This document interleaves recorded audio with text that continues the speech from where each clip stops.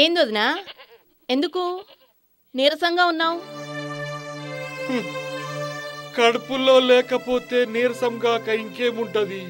పొద్దున అంబలి కాయలేదా? నిన్నటితోనే జొన్నపిండి నిండుకున్నది. గట్కకు గతి లేదు, అంబలికి దిక్కు లేదు. ఇప్పుడే వస్తానుండు.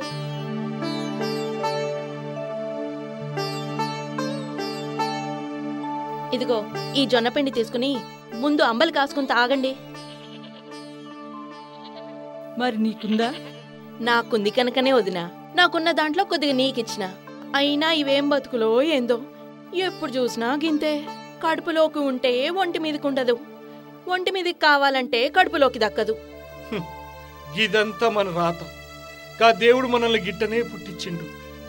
రోజు అనుకుని బాధపడు తప్ప చేసేదేమున్నది? బాధపడకన్నా, పొట్టకి బట్టకి బతికే రోజులు మనకు రాకపోవు.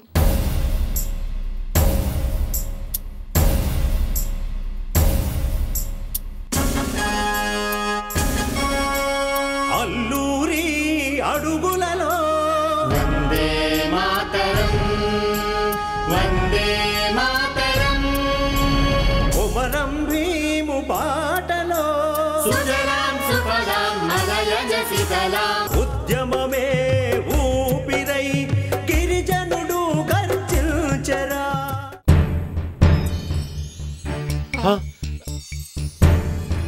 ఏందిరా, మళ్ళీ చెట్లు నరకడానికేనా?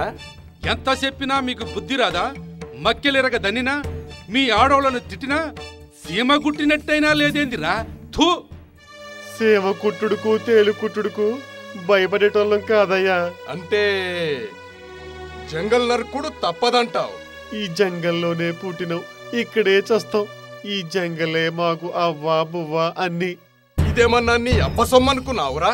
అబ్బ సొమ్మో అయ్య సొమ్మో తెలియదు కానీ ఈ జంగల్ మాత్రం మాదయ్యా. ఏందిరో సర్కారునే ఎదిరించి మాట్లాడుతున్నావు? నీకీ మాటలు ఎవరు నేర్పినారా? నీ బుర్రలోకి ఈ ఆలోచన వచ్చిందంటే దీని వెనక ఏదో ఉందని నాకు అర్థమవుతోంది. అంతంత మాటలతో మమ్మల్ని బాధ పెట్టకండి అయ్యా.